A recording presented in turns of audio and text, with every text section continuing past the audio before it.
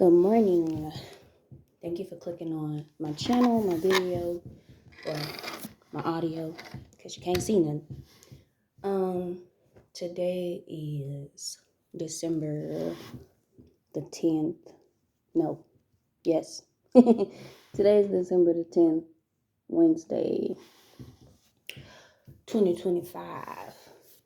And I'm here again, Self-Love Mystic, with another message, maybe story, all wrapped in one. My messages are derived from my stories, my stories of myself, about myself.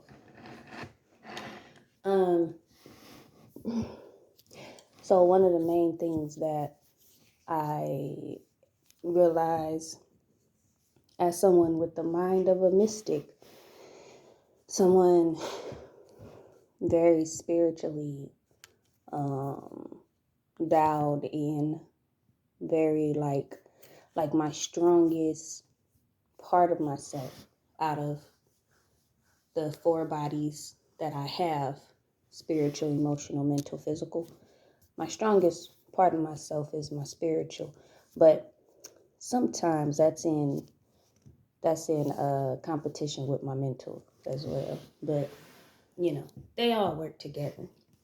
But as somebody who mostly moves through the spiritual these days, and for a long time, one of the things that I've realized about my life, I guess when you talk about purpose, because I always was obsessed with wanting to know or needing to know like what my purpose in life is. And I actually saw a post yesterday that said something about finally realizing my only purpose is to be me. And that's pretty much where I'm at. It's like my purpose is to just learn myself, unfold myself, remove the layers of myself, basically undress myself, as time goes along. I'm talking years, decades, and, to where eventually my soul flies free. But I think the main key for me to do that so far has been self-love. And that's why the name is Self-Love Mystic, because self-love has become very important for me to grasp onto, to learn, to absorb, and then express. And I mean over and over and over again, So with the whole self-love thing, right? I have come to realize another layer, I think, more so recently, less this hasn't really been a realization that I've held for a long time.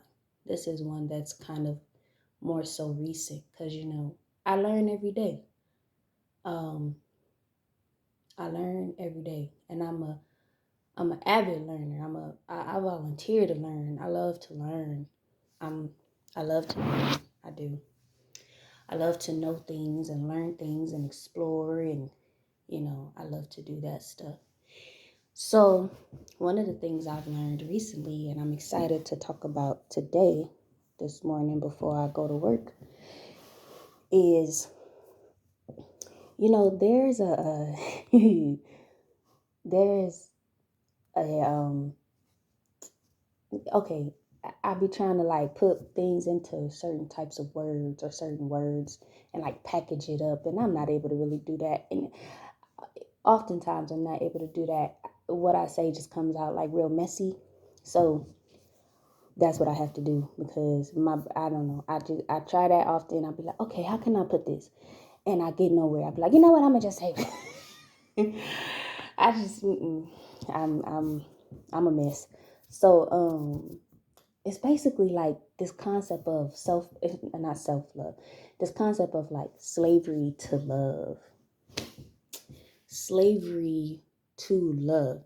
Now, not referencing self-love. I'm talking about love in the form and shape of um, romance, um, connections, external, right? Because self love is more of an internal situation. So I'm talking about love on the outside, love between people. Um, so for myself, okay, I have recently, I'd say probably within the past few months, kind of become very adamant about not being a slave to love anymore. And let me break this down for y'all because I also grew up with the Bible, um, the canonical Bible, before I started learning about more biblical scriptures and stories and books that were not allowed in the canonical Bible by the Vatican. But I take it all in now. But I did grow up with the canonical Bible, right? So there is something in the Bible that I've come across. I'm trying to look it up right now. There's something in Revelation. I always did like the book of Revelation. And I'm trying to look up the scripture right now.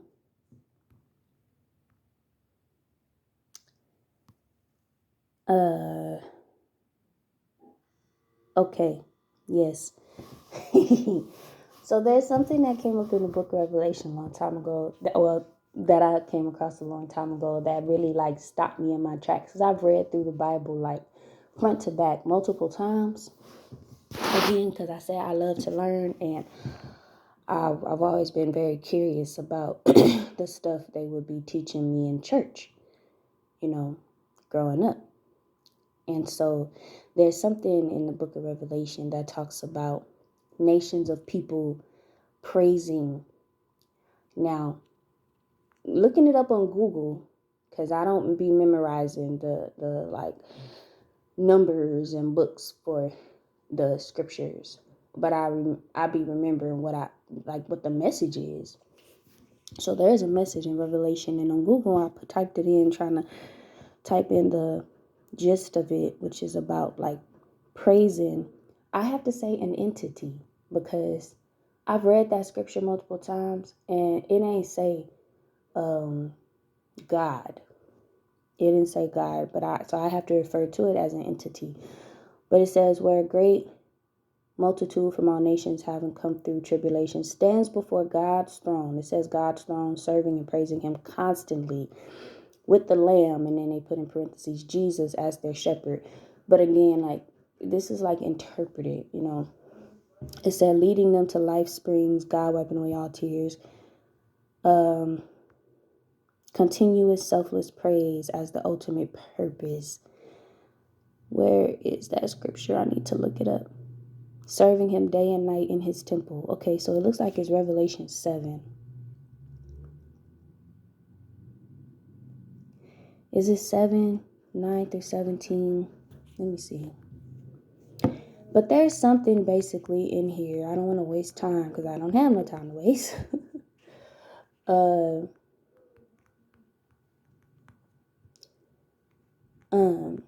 Something in here that basically talks about praising an entity, singing to the entity day in, day out, every day.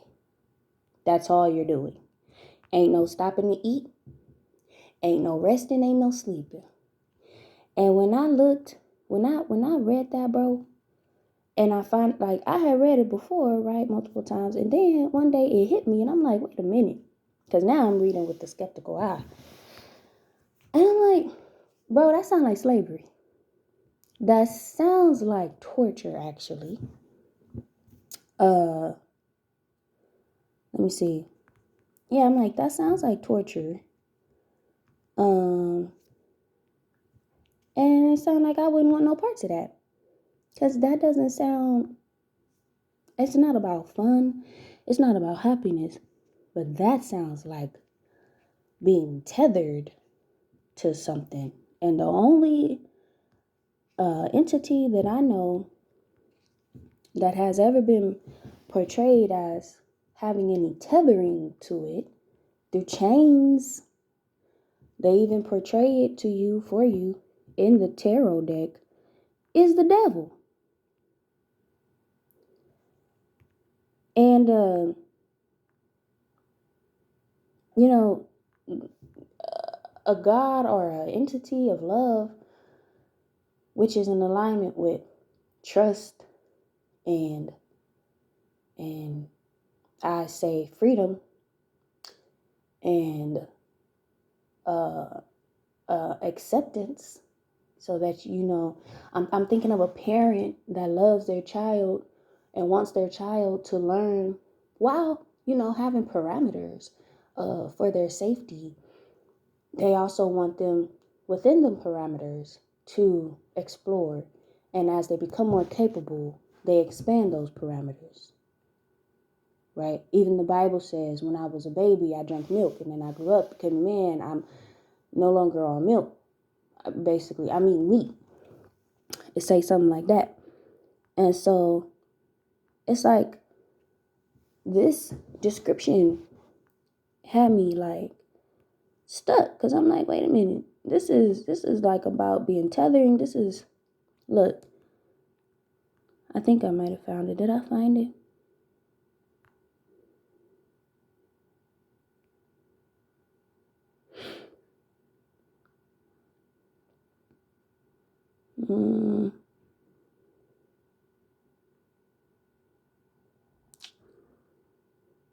Yeah, this ain't it. But basically, I ain't got time to look for it. It's in the book of Revelation, though. It might be chapter 8, and I'm not looking in the right space. But I know what I absorbed from that book.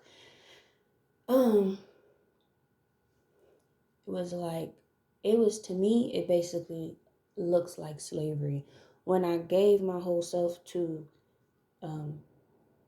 the experience of reading those words, I'm like, okay, so you have an entity in the middle of a group of people, and they're in a circle, and the people are day in, day out, never stopping, praising this entity. It says they'll never hunger and they'll never thirst anymore. Basically saying, you're not going to eat. You're not going to drink. So maybe saying you won't have no need for that. But just as well, it's like, what kind of existence is that? To me, it's not an existence. To me, it's slavery. So I say that to say, now take this back to something else that I learned from the Bible when I was about 14, and really started me on my quest to learn what love was and who God is. So there's a scripture also in the Bible. It's in one of the Johns. I know that for sure. And it says that God is love. And then there's another scripture that says God is spirit. And so I remember I'm real analytical, and I'm a learner. And I always took my learning very seriously. So I was, obviously in school, which I also took seriously. So I used what I learned from school, specifically in my math classes, and applied that to what I was reading from my Bible. And I said, well, if God equals love, because in statistics they teach you that when you're reading a passage and you want to translate it to an equation, and you see the word is will be translated into the equal sign. So I was like, cool.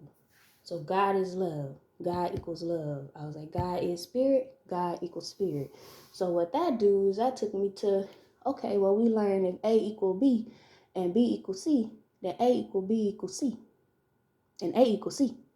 right? So I said, okay, well, God equals love equals spirit. So God, love, spirit, one and the same. So then what happened was I fell in love with the concept of love, right? And I also became enthralled with learning what it truly looked like, felt like, what it really was supposed to be, how it was supposed to show up in my life for real, because I had went through the foster care system, I had been adopted, and I had been living in a household and family that I felt like the concept of love is, I mean, it's unclear through these um, family relationships that I have with these people. But I'm told this is love. And basically what happened was I had reason to question that teaching, right?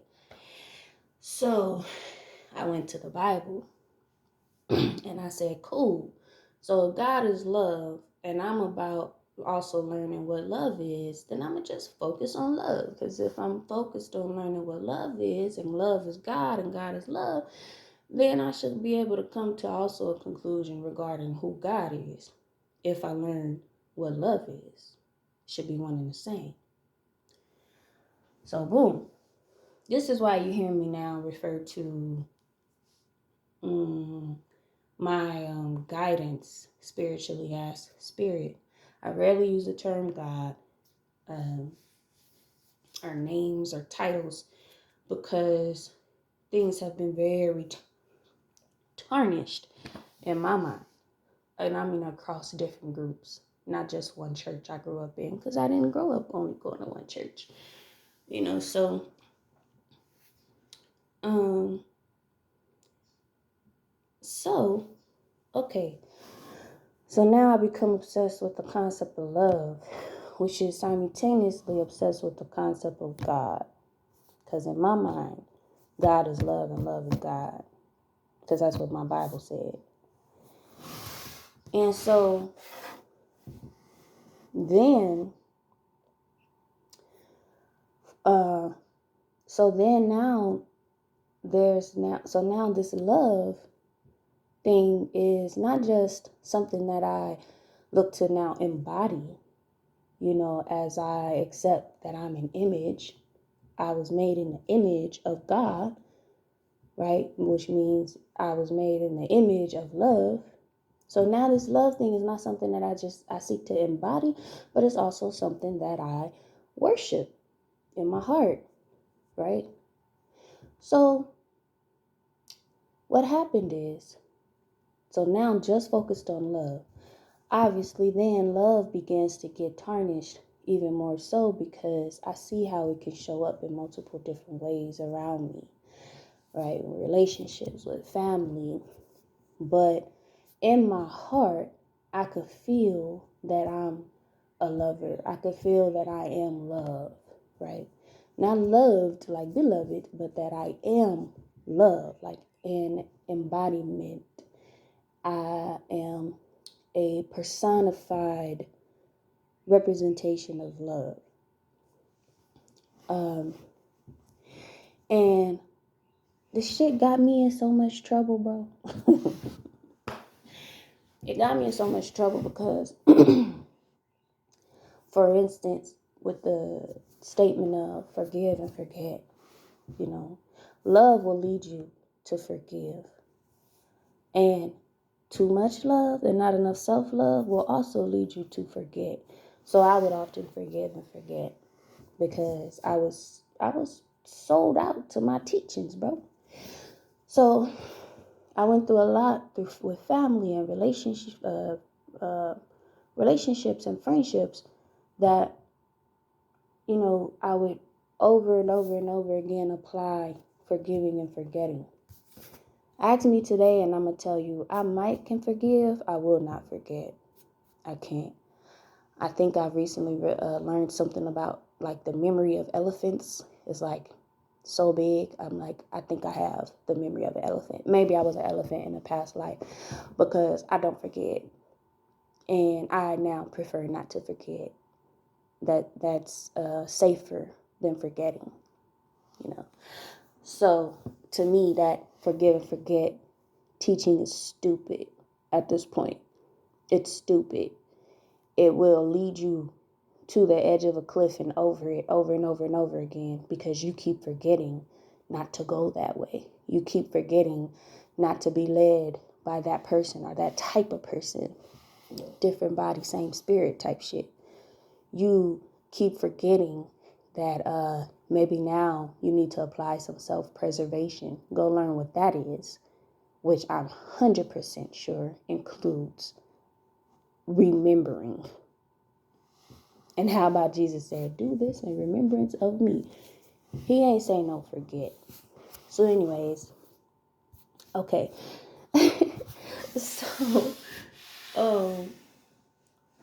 so, okay, look, because I feel like I've often moved throughout my life in a way that I knew God would approve because I was moving in love. You know, going through whatever I go through and then be like, the world ain't gonna change me. I'ma still be loving. I'ma still give love. I'ma still be love. You know what? That shit almost got me killed. And I know I'm protected, but at the same time, I'm not to be stupid. While protected, I'm supposed to observe what is going on and see and learn from my situations and realize you keep moving like that, you're gonna die. You're gonna die. And it will probably be a situation where you didn't learn, so you're gonna have to come back and learn that lesson all over again. And I ain't trying to do that. I could say that from my soul. From the depths of my soul. I ain't here to do that. So, but yeah, I've learned, like, if I was to keep moving like that, I would be, I'd die. I'd get killed. I'd continue to experience betrayal after betrayal after betrayal. I might harm myself to the point of death. I might hurt somebody else, right? I actually have a bloodline where this kind of stuff has happened. I got a mother and a brother both in prison because of this kind of stuff, you know, their issues with other people and themselves, right? And then there's something else from the Bible that I want to highlight as well. Me being a woman, I kind of put all these three things together. You know, the praising this entity day in and day out, being a slave, the equating God and love, you know, and worshiping this entity of love, an energy of love. And now tying those both to this third point, which is more at the beginning of things with Genesis, where whatever entities were in charge cursed the woman, and I am a woman, cursed the women of the world to in a way where we would be yearning for our husbands, which is to say, you're going to be the chaser in this man and woman dynamic that you'll experience in your human, you know, in your human life, your human experience. They cursed the woman, bro, to yearn after her husband, which means what? Which means you're going to, they say husband, I think they just mean man. And because it ain't gotta be, oh, you're married and you're chasing after your husband. It's, you want to be married. You're looking for that man who's going to love you like a husband, you know. And if you're yearning after something, it's because you ain't got it. So if somebody put a curse on you to always need to yearn for that, for another person, they're setting you up to be codependent. They're setting you up to be not powerful in yourself. You're chasing after love. So, because I don't have all the time in the world, I can't break this down the way I really want to. But what I can say is that my life has been centered on love for the longest. It's been centered on not just um, being governed by love, prioritizing love, but embodying love. And I don't do that no more. I mean, I am who I am, and love is in my blood. But at 35 years old, going on 36, what I now know is that love is not all that there is. Not in this human experience. Maybe in another dimension, maybe in a less dense experience and lifetime or timeline. But as we are human, there is material, there is physical, there is mental, and thus there has to be more than just love, right? So though self-love is very important to me right now because it teaches me to remember myself. It teaches me to preserve myself, protect myself. There's another thing in the Bible that talks negatively against self-love. It says something like, the times will come when men will be lovers of themselves. Basically saying people. It could be talking about the actual man. I don't know. But it basically talks about where self-love is going to be a thing, and that's not good. Fuck that. That's bullshit to me. Like, I feel like there are things left unsaid from the teachings of Jesus. This is what I feel. I feel like if I could speak to Jesus in person, one-on-one, he would tell me, you don't have to sacrifice yourself. Altruism is not a part of your destiny, because I already did that. I was played. They took me away from what I was doing, and then packaged it up as if I was going willingly to an extent. He said, they sacrificed me. They hung me like they hung the black slaves back then. It's the same shit, bro. He would say, what you gonna sacrifice yourself for? What is it gonna do? What has the other sacrifices before you done for your present time? Shit. This world is crazy and cruel. So ain't no need to say, bro, let me tell you something. This is crazy to say. And there would have been a time when I would have probably heard somebody say what I'm about to say and turned off whatever it was I was listening to. But I'm just talking from experience. This ain't theoretical. This is as I have lived. I have come to learn that being somebody who has mostly, and I mean 95% plus, been a giver by nature.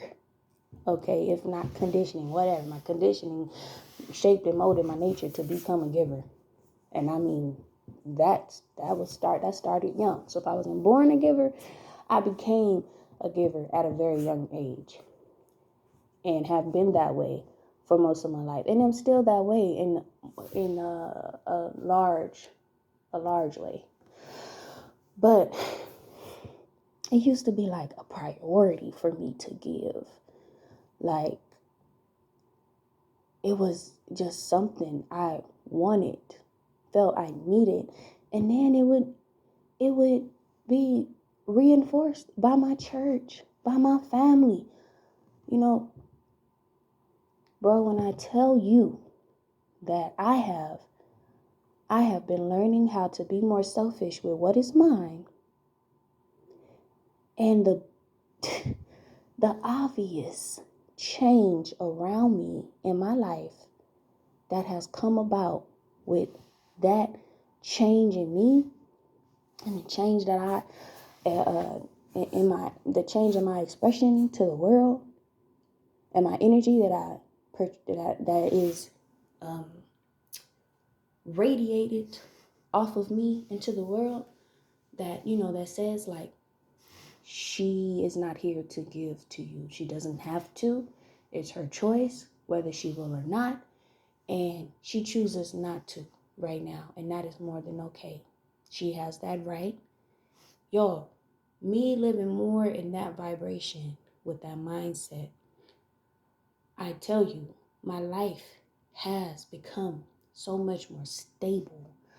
I am attracting less of the types of people who come to take from me, who make my life a living hell, who create misery in my environments, in my soul, in my mind. I have largely stopped giving. And I mean giving when it comes to money, attention that I don't want to give. You know, I'm the type that used to always fall asleep in class when I had to give attention that I didn't want to give. I'd fall asleep because it's like a thing where it's like, damn, I'm so bored. Now, and beyond bored, it's like I shut down, you know. But I used to have to do that a lot. I used to have to try and force my attention. I used to give a lot. I used to prioritize giving. Bro, in church, they teach you to prioritize giving. Literally. I've stopped. And I tell you, my life has become more stable. I feel more grounded. What is mine, I'm able to hold on to with more thorough handling. And it definitely shows up in my money. 100%. So I say all this to say, all of this way that I would live with love as my guide, love as my God, love as my priority, and not just embodying love, expressing it. To me, believing that love is an action word as well. Me dialing back on that, and I would say removing the shackles that have had me chained to this ideology and doctrine, dialing back on that, removing the shackles, bro, I feel healthier, more stable, more clear, more self-preserved. I feel stronger, you know. And so I say this to say, you know, there are things that are taught that need to be explored with a skeptical eye, you know, not just taken for face value. There's rarely anything these days that I take for face value, though I used to take a lot for face value. And yes, 100%, I believe that I have most of the time of my life lived so far been a slave to love. And I do feel like there has been spiritual activity, spiritual governance that has made that a thing, not just for myself, primarily for women though. Yes. Where it's, oh, but love, don't forget about love and remember love and forgive and forget and love. And it's so many different cliches that I've been able to like look at now with just more wisdom. And I go, it had to be a narcissist that came up with that shit. Somebody who lived their life in a perpetual state of needing forgiveness, of needing, someone else to always take them back or give them the benefit of the doubt, or it's so many cliches. My mind can't get them all because it's also trying to make sure I get to work on time, so I have to wrap this up. But forgive and forget is one of them. It's one of them. There's so many so-called heartfelt teachings that operate almost like Cupid's arrow to those who are primed and conditioned, whether it's through their nature, whether it's through the way they were raised, or both nurture and nature, and especially those of us who consider ourselves to be empaths. Jesus was an empath. It's like these types of teachings and doctrines that operate as almost like a Cupid's arrow that really shoot to our heart to make us operate in ways that are beneficial to those that are basically shooting those arrows. You know, these teachers who are actually cupids of a sort, you know, it's crazy. But that is something that is for me in terms of my self-love journey. I have released those shackles to the idea of love being something that I worship and something that governs my life, because that's literally what it used to be. But honestly, y'all, that's the same thing as it being, well, God, because the Bible said God is love and spirit. So I feel like there is something there that is untrue, that is wrapped up in a way to benefit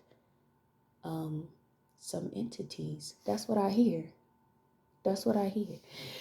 So it's a very deep situation for me. And I'm gonna add this last part here.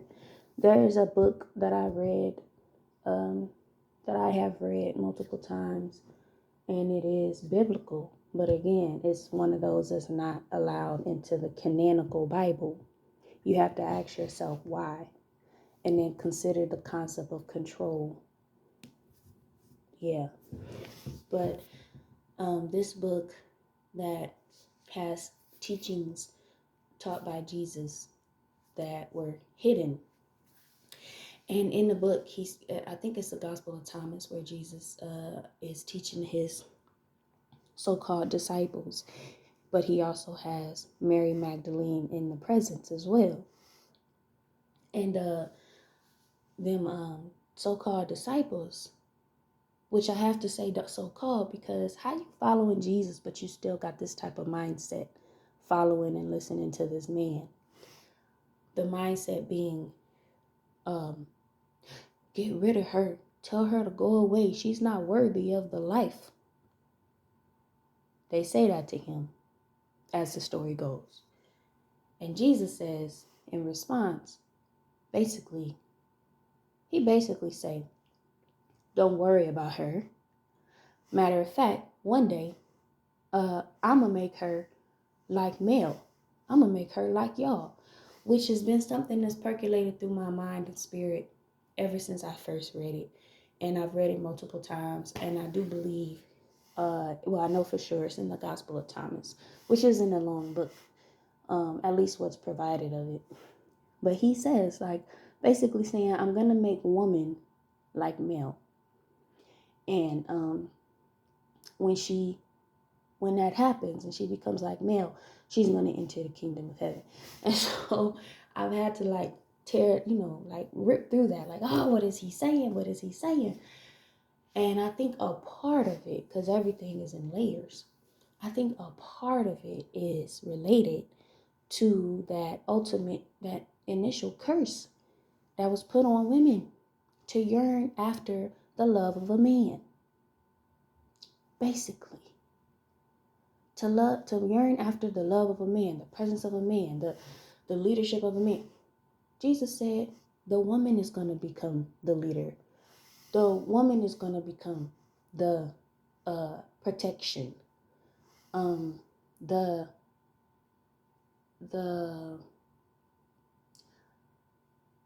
I don't want to say the provider, but basically she's going to be in that position to be able to provide if she needs to, if she chooses to. The woman is going to become the head, basically. And I think there's more to it, but that's where I'm at right now. with what he's saying, because it's basically to release women from the shackles of that journey, following behind these raggedy ass men who don't even know how to lead themselves, bro. They don't even know how to lead themselves without a pastor in a pulpit, without a pope, without these other larger entities of control that control them. So you telling me I'm supposed to be up in a household led by this man who's being led by an external organization that now basically has control over me and him, and then whatever else we create. Fuck that. If you were made in the image of the most powerful entity and source, you don't need no external organizations, larger organizations to lead your home, your community, your family. You sacrifice your whole family to entities that ultimately want your enslavement. They want you to worship them day in, day out. No eating, no drinking, no existing. Just 100% meditate on me day in, day out. You don't do nothing else. You don't live. That's the sunken place, bitch. That's the sunken place. What do you mean? Get out.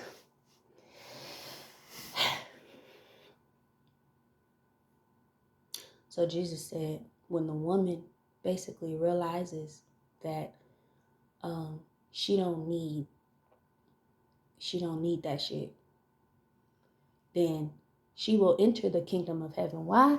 Because, and he don't even say of heaven, he said the kingdom. How? Because why? Because the kingdom is within you. And what's going to happen is eventually what's within you is going to be it's going to be on the outside of you. It's going to be around you. It's because what is above is below and what is within is without. So a woman's going to be ruling her kingdom. Women going to be ruling their own kingdoms. Okay? Empresses, goddesses. And you might as well say, oh yeah, the empress is going to be the god. The empress is going to be the emperor. The goddess is going to be the god. Since everything got to be masculine in order to be, more important or whatever. And lastly, I think I'm going to wrap it up like this. This is something that I'm also having to absorb lately, and Spirit has brought it back to my attention because of current things that I am working through in my personal life regarding self-love and detaching from that ideology of love and my connection and worship of it, connection to it and worship of it for the longest in my life. The show called The Game of Thrones, there is the character Khaleesi, who I love, but it is a warning to somebody like me. She was beautiful.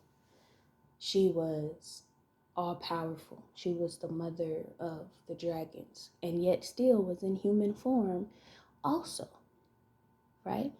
She could experience pain. She could. Emotional pain. She cried tears, but she could walk through fire. She could command dragons. And she was gorgeous. And she loved. But you know what her downfall was? Even though that Stark man, he is, not Stark, sorry, Jon Snow, fine. And that was the problem. Because even when I see him on the screen, I'm like, damn, he's so cute. He's not even cute. He is fine, right? And I was even rooting for him. And that's how they stole. They stole my admiration for that man and warped it, because it was her love for him that ultimately had her lose her throne. That she fought for, she killed for. And yes, she went insane because baby girl, she had a lot up against her. And I love that character. I love that show. At least the seasons or season that I watched. I can't remember how many seasons I've watched, but it was like a break before the newer season or whatever, but I haven't got back into it because that shit had me hooked. I couldn't sleep. Like, I'd be up watching it, like binge watching. But it is not lost on me that she died at the hands of a man that she loved or felt love for, or basically she brought her guard down for. She made her dragon like him enough to trust him. I know that dragon was over there like, oh. And it's like almost I'm hearing like the folly of a woman. And so then I think of what I've learned from the teachings of Jesus. And I think, and there's also that curse. There's that curse showing up there too with Khaleesi yearning after the love of a man, the touch of a man, the attention of a man, the admiration of a man, the worship of a man, maybe even. She had that too. She wanted them to worship him. I mean, she wanted them to worship her, all the men that she dealt with. I was just looking at a clip, and she told him, like, something, well, rule with your queen, or something like that. So in her mind, it's like, you're going to worship me, you're going to bow to me. And they actually had that back and forth. And so then he becomes a competitor that she fell in love with. And so the other day, after watching that clip, I'm in the shower and I'm like, what do you want? To rule or love? To rule or to love? Because more than likely, if you choose to love, then you're going to be ruled. You're going to be ruled by love, and guess what? Now, you're a slave. You're a slave to the love that you have for this person. And to the wants that you have of this person. And the desires. It ain't a great place to be. Not if you're somebody who realizes self-love in its entirety and the reasoning for it. It ain't just to feel good. It's to freaking survive and protect yourself. It's to grow and realize you're strong, actually. And if you want to keep on going as far as you can, bitch, you a goddess. Okay? So I'm going to just leave it right there. I'm going to need to be trying to allocate more than 30 minutes for myself. Because 30 minutes ain't enough. I'm a talker. That's why I'm doing these. But yeah. I don't know what to call this. Oh, maybe like slave to love, something like that. Love enslavement. That sounds pretty cool. I don't know. But that's all I got now, y'all. I gotta get up and start getting ready for work. Gotta go soon. Thank you for listening. Bye. Till next time.